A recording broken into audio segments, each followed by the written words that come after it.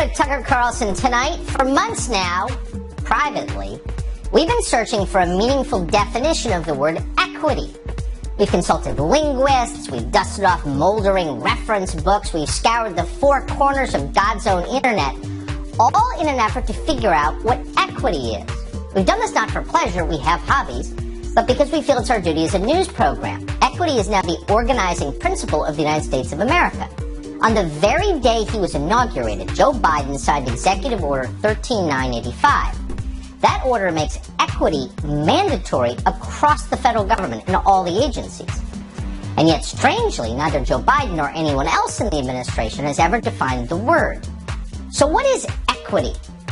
Well, tonight, finally, we know what it is. Equity, it turns out, is racism. It's as simple as that. Equity is racism. And to be clear, we don't mean racism in the sense that ice cream and Shakespeare and math are all now supposedly racist, or that Dr. Seuss is now considered an exalted cyclops in the Ku Klux Klan. We're not talking about the Ilhan Omar Atlantic magazine definition of racism, which, by the way, isn't actually language, but just another blunt political weapon. No, we mean racism in the literal sense, in the way that Martin Luther King defined the term, which is the act of hurting some people and helping others purely on the basis of their respective races. Bigotry, in other words, prejudice, hatred. That's what equity is. We know this thanks to Lori Lightfoot, the mayor of Chicago. Earlier today, Lightfoot released a two-page manifesto defining equity. Quote, equity and inclusion are the North Stars of this administration, Lightfoot explained. Then she got specific about it. Quote, on the occasion of the 2-year anniversary of my inauguration as mayor of this great city, I will be exclusively providing one-on-one interviews with journalists of color. So in the name of equity, Lori Lightfoot is refusing to grant interviews to white people. Lightfoot took pains to explain she doesn't mean that personally. In fact, she conceded that some of the white reporters who cover City Hall in Chicago are talented and hardworking. But unfortunately, they are, Lightfoot said, quote, white nonetheless.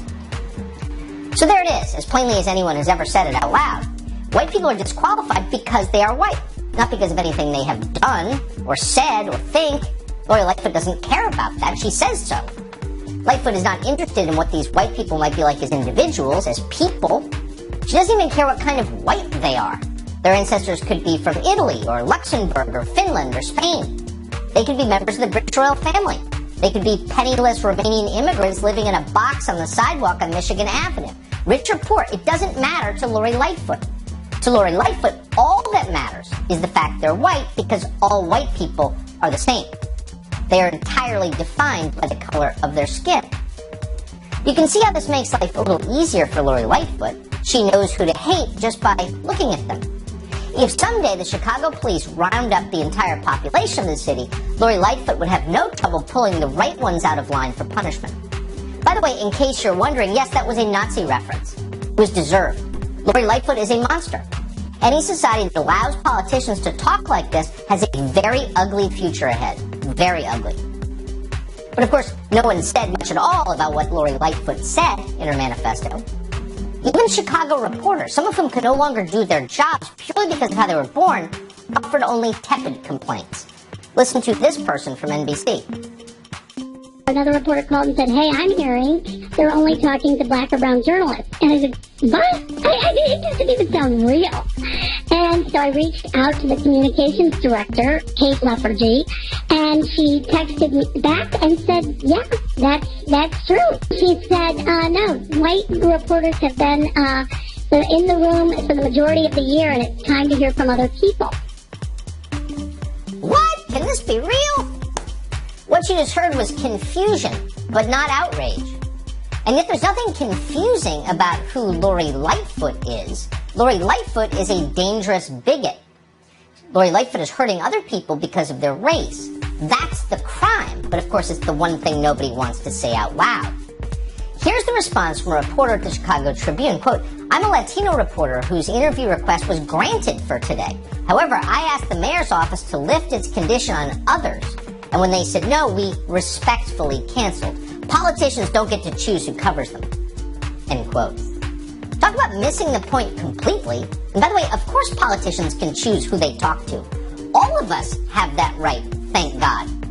What politicians cannot do under any circumstances is an attack an entire group of citizens on the basis of their skin color. Again, to restate the obvious, that is racism. It is immoral. It is also illegal under countless state and federal laws. We are not supposed to allow behavior like that from our government. We are all equal in the eyes of the law. We are all citizens. We've got an entire granite monument on the National Mall in Washington promising that we will never behave that way again. We will never allow it. But because we've embraced equity, we're not simply allowing it, we are encouraging it. Meanwhile, how's Chicago? The city of Chicago under Lori Lightfoot is crumbling. Murders last year jumped to 50%. Hundreds more dead, many of them young people, children, most of them black. Is that social justice? No, it's not. It's no one's definition of social justice. Not surprisingly, Lori Lightfoot doesn't want to talk about it. There are 50 members of the city council in Chicago. They're called aldermen. One of them, an alderman called Raymond Lopez, has repeatedly pressed Lori Lightfoot to explain what she's doing to the city. You should know that Raymond Lopez is not a right-winger. He's a Democrat. He represents the 15th Ward, which is overwhelmingly non-white. In some places, it's impoverished. But Raymond Lopez cares a lot about his constituents. So in January, he raised an obvious point with the mayor. Maybe crime is shooting up in Chicago because Chicago, as a sanctuary city, is not enforcing federal law. How did Lori Lightfoot respond to this? She called him a racist. Being an immigrant or a refugee is not a crime. Alderman Napolitano and Alderman Ray Lopez. I just have to say, shame on you. Spirited debate, which is at the heart of our democracy, is not the same as using racist tropes and xenophobic rhetoric to promote yourself on the backs of others and demonize them. Calling for an elected official to follow federal law is now a racist trope, according to Lori Lightfoot, again, whose city is falling apart. We're proud to have Alderman Raymond Lopez join us tonight from Chicago. Alderman, thanks so much for coming on. So I sense a theme here. When asked, and you've been in this position a number of times with the mayor, when asked simple questions about governance, why are you doing this? Here are the consequences of your doing this. She whips around, makes it a racial issue, and dodges the question. Am I imagining this pattern? No, you're not hallucinating, Tucker. The race card has been pulled out more times than I care to remember to try and deflect from her deficiencies as being mayor of the city of Chicago. And as you played in that clip, she herself said that nobody should use racist or xenophobic tropes as a public official, and yet here she is doing that today, creating a controversy to try and stir up racial fears in our city, targeting the media as now the enemy of what is wrong with the social ills in our city. I mean, it goes without saying this is such a familiar game, but if it had been any other group, any group, I mean, is it ever acceptable for an elected official who's supposed to represent all people who are equal in the eyes of the law to say, I am hurting people, preventing them from doing their jobs because of their skin color? Like, what the hell is this? Why isn't anyone saying anything about this? I think the hard part was when this first came out yesterday, many of us thought it was a joke. It was like a bad Onion headline. The mayor's only going to talk to people of color. White people need not apply. And whatever her point was, in trying to highlight the need for diversity in media, may be honorable, but it got totally lost in her messaging, in the way she was handling this, showing a clear disconnect between thought and action. And that has been the highlight of her 2 years. And I think it's very telling that as she's discussing 2 years in office, the ability to think and act has eluded her this entire time, as is evident by the controversy that she herself created yesterday. So how's Chicago doing under Lori Lightfoot? I mean, the question of competence might be the most important question. Is Chicago improving? No, I think, Tucker, to put it quite bluntly, she's very incompetent, and it shows. She has failed this city for the last 2 years. Granted, she's had to deal with a pandemic, but we've all been in this together. We've all been trying to work together, and she has failed at every turn to bring people in and to unite people. Her abrasive style has been seen not only with the media, not only with members of the city council or even her own departments, but now she's trying to pit communities and people of the city against each other with these kind of discussions and these kind of tweets. And more importantly, she has spent an entire day trying to defend, articulate, and define what she meant yesterday. Meanwhile, just on my way to the studio, I've had 2 shootings in my ward alone in the last hour. Shootings continue in every neighborhood on Michigan Avenue. Yesterday, someone was shot, another carjacking. None of that one is part of the discussion, except for the racist whiteness of Chicago media.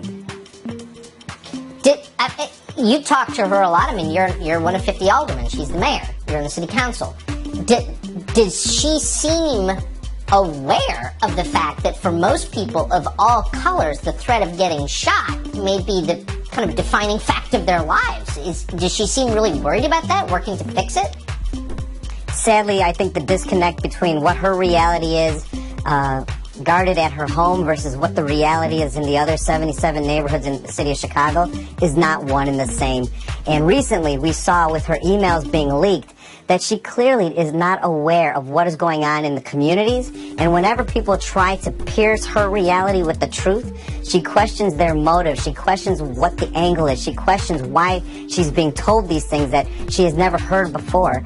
And it comes off in the way she does her policy, because nothing she produces or suggests has any impact in improving the quality of life that we have in our city.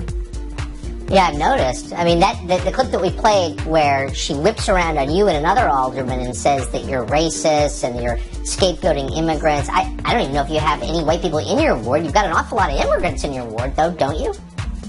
I have plenty of Caucasian. I have a lot of white ethnics from Europe, high Polish and Lithuanian. But all of us understand that you can't have people coming to this country who do not love this country and only are here making more problems. You can't have people come to this country who don't love this country. Boy, I'm putting that in my fridge. Alderman Raymond Lopez, the hope of Chicago. Thank you very much. Thank you, Tucker. It's sad for people who love the city of Chicago, and all Americans should. It's a thoroughly American city and a great place in a lot of ways, to see the city's decline. We've talked a lot about the murder rate, the hundreds of people killed for no reason there every year.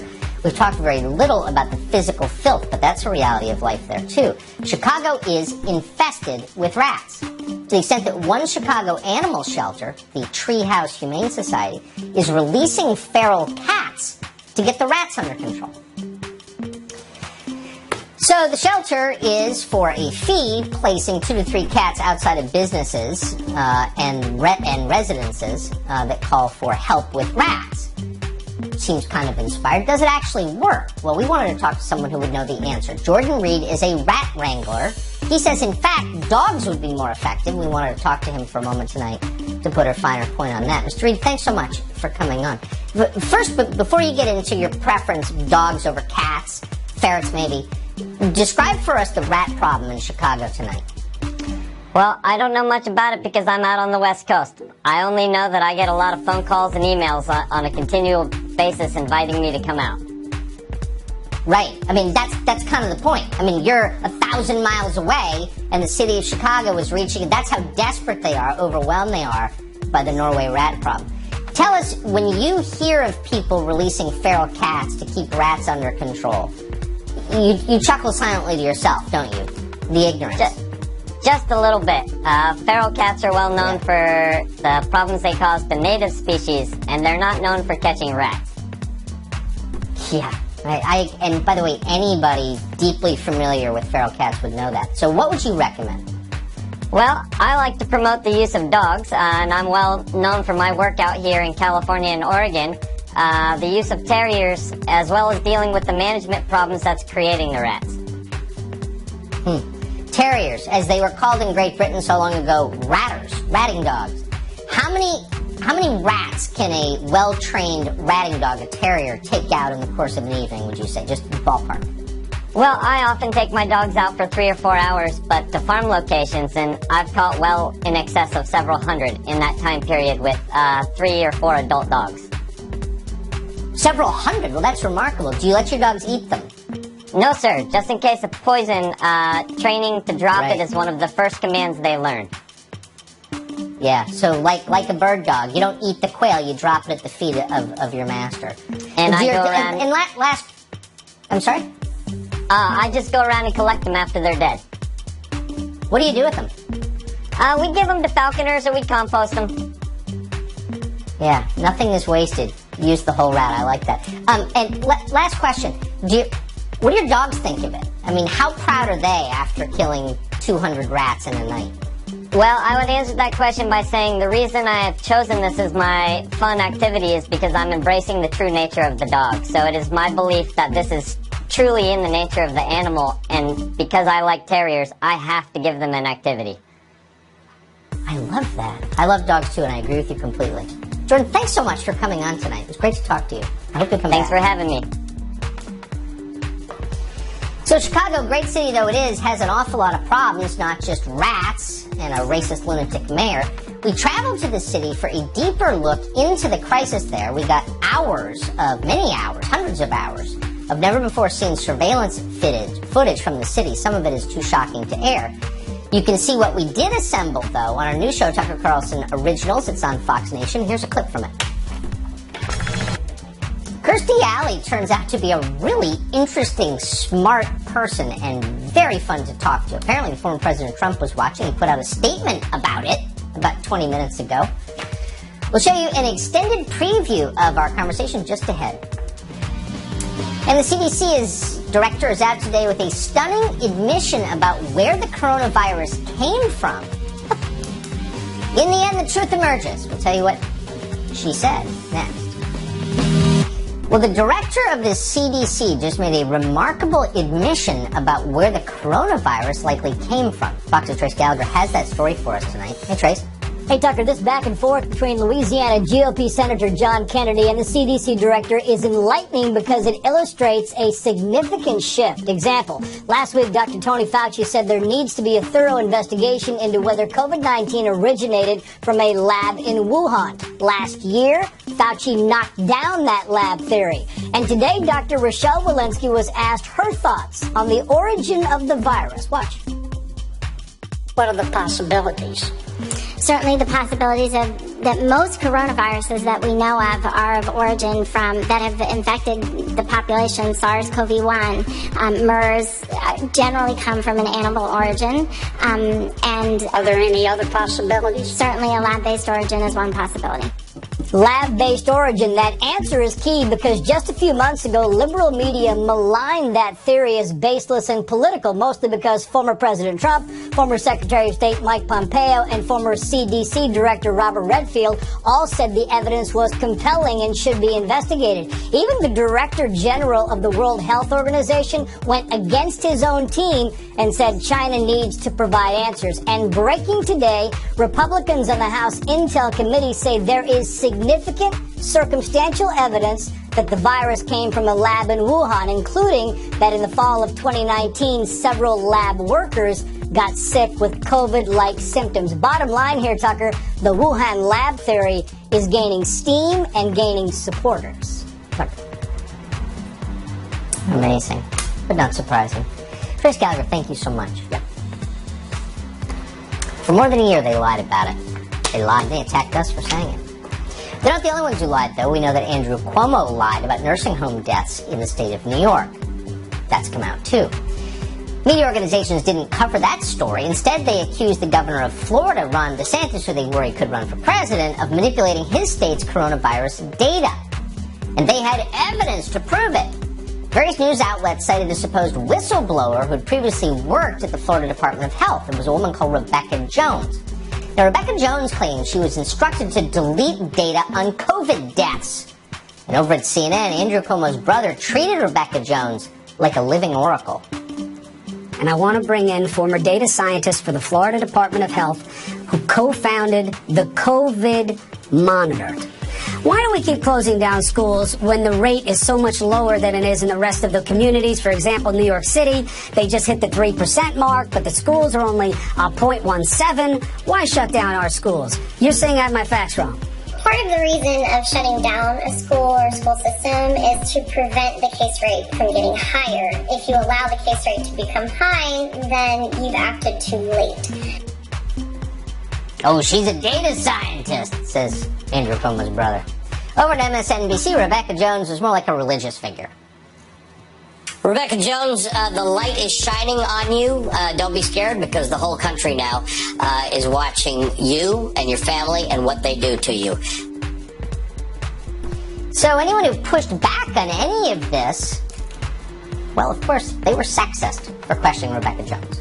Yeah, I've unfortunately personally experienced a lot of misogyny in the last 7 months. Governor DeSantis, at a forum for trying to get rid of the stigma of mental health this week, actually used the term "she's got issues," referring to me. So there is a absolutely coordinated effort to just dismiss women in any instance that they speak out to make them seem irrational or overly emotional. It was an effort to dismiss women.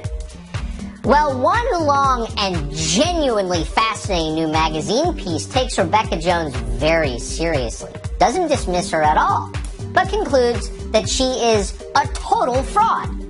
The piece says Rebecca Jones did not have the authority to delete records of COVID deaths in the Florida system. The piece also points out that she changed her story about what happened multiple times. Charles Cook is a senior writer at National Review. He's the one who wrote this piece, which you should read because it's amazing. And he joins us tonight. Thanks so much for coming on. Thanks for having me. Unfortunately, in the space of a TV segment, we don't have time for you to unfurl this amazing story, but just give us some of the highlights on who Rebecca Jones is. Well, the key thing here is that the central claim is false.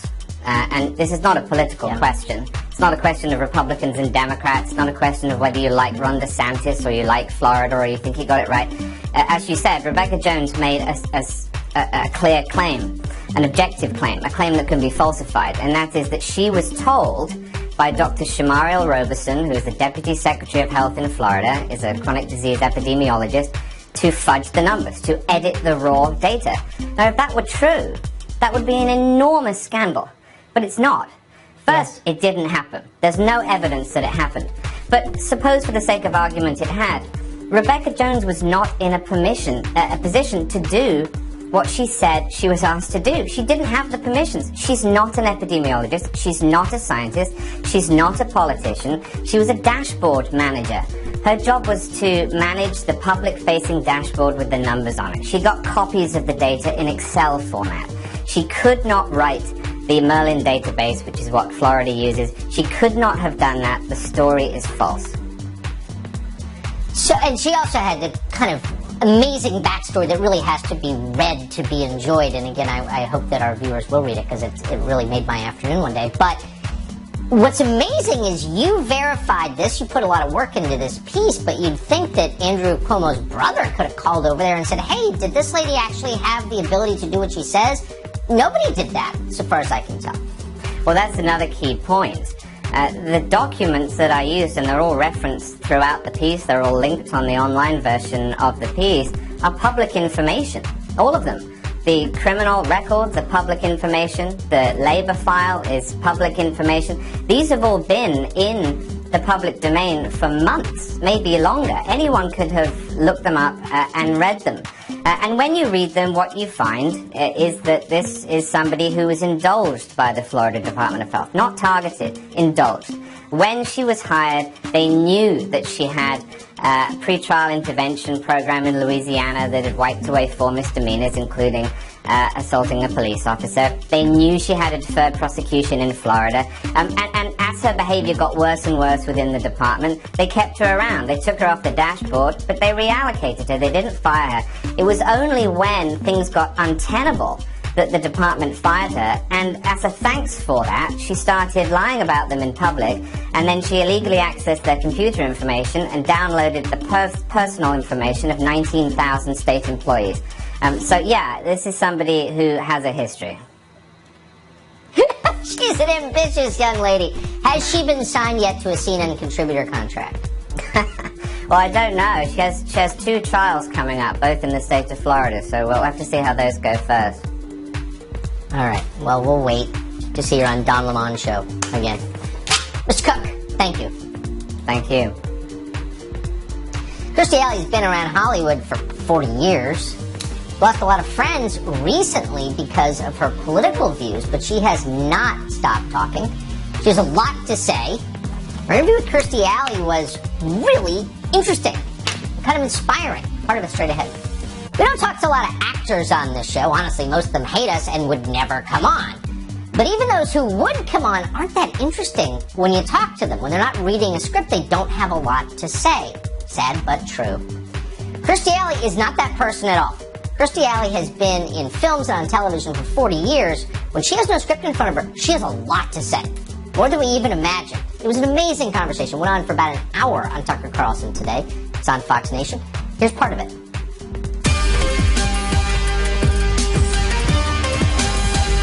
4 years ago, I was on a set and I spoke up. I didn't know it was going to be some big deal. You know, I think I'm going to vote for Trump. Oh my God. Some of the producers took me aside and go, I'm going to too, but if anyone hears me say that, I will never work again, especially for this group. And I was like, what? So it was a little bit ignorance, you know? Did you take it seriously when they said that?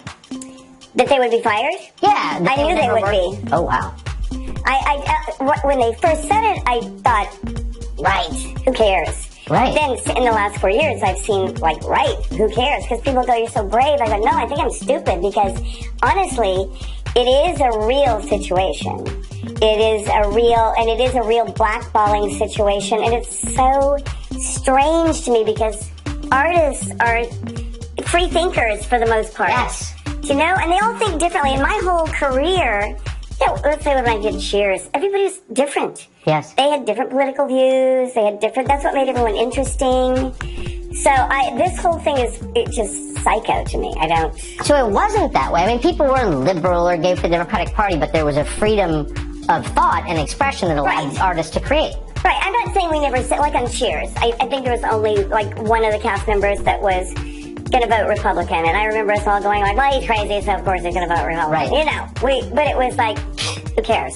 Did you try and kick him off the show, or? No, we didn't try to get him fired or kicked off. But there weren't any of those kinds of things, you know? In most of my career, you have guys doing blow, and you have guys in rehab, and they're not kicked off. Women tend to get kicked off shows more if they're doing some drugs and with prostitutes. But, you know, men get like 12 chances. Yeah. And that's the only thing I can say about show business was women may get one chance if they're lucky, and men get 12 or 15. But that's such an interesting point, that it's endlessly tolerant of certain people's deviation from the norm, their eccentricities, their drug problems, sleeping with the wrong people. No, that's kind of fine. No, you can be cooking meth and sleeping with hookers. Yeah. But as long as apparently you didn't vote for Trump.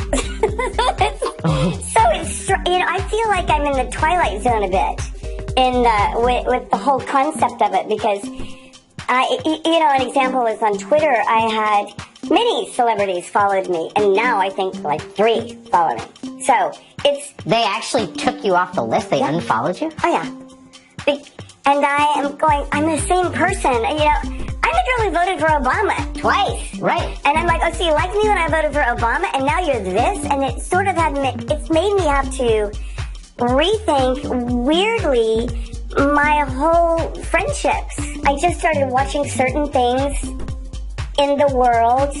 Like I wanted simple things. I'm not, you know, a rocket scientist. I was like, I want people to have jobs. I want people to have, you know, I'd like gas to cost less money. I'd like people to have good schools and just really common sense kind of things. Yeah. So when I was listening to Trump say what he was going to do, I thought, well, you're saying you're going to do what I think we should do. He's not like Mr. Drug. Do you know what I mean? Yeah. He's not Mr. Pharmaceutical. He's not, and I have my own views on what's going on in our country and how many artists we've lost to fentanyl and other drugs. And I was sitting right in front of our faces. So I felt like I like to give this guy a chance. So his firmness on drugs kill people. They're obviously hurting the country. He said that out loud. He said the pharmaceutical, you know, like, why is everybody doing drugs now? Why is everybody on pharmaceuticals? It's such a great question. Why? Why are we all suddenly mentally ill? Why we aren't? And it's not that I don't agree that everything, and he may say this or he may not. I don't know. I don't want to put words in his mouth, but it's not like depression doesn't exist. It's not like postpartum doesn't exist. Right. It's not like anxiety doesn't exist. It's what do you do about it? That's right. So in my universe, it's what do you do about it? And I said something on Twitter the other day. I said, stop drugging everybody. It was like, oh, are you a doctor? And I thought, do I have to be a... God, I really want to cuss right now. I want to say the F word. I want to say the F word so bad. Do I have to be an effing doctor to not want to take 1 million pharmaceuticals? Or how about if I'm depressed, I find out why? Do I have to have a disease? Wait, find out why? Yeah. If I'm anxious, why? It's like when I did coke, I was anxious all the time. Duh. I was drugging myself to death. As are many. Well, apparently former President Trump watched the entire hour. We think it's worth it. Hope you do. It's as simple as going to foxnation.com. Well, we learned this week on Sunday that UFOs have entered airspace restricted by the U.S. military every day for years. So there's a big story here. We're going to speak to the man who made all of this information possible. Really, the person who has driven transparency on UFOs more than any other person. The one who ran the Pentagon's UFO unit. Lou Elizondo joins us next.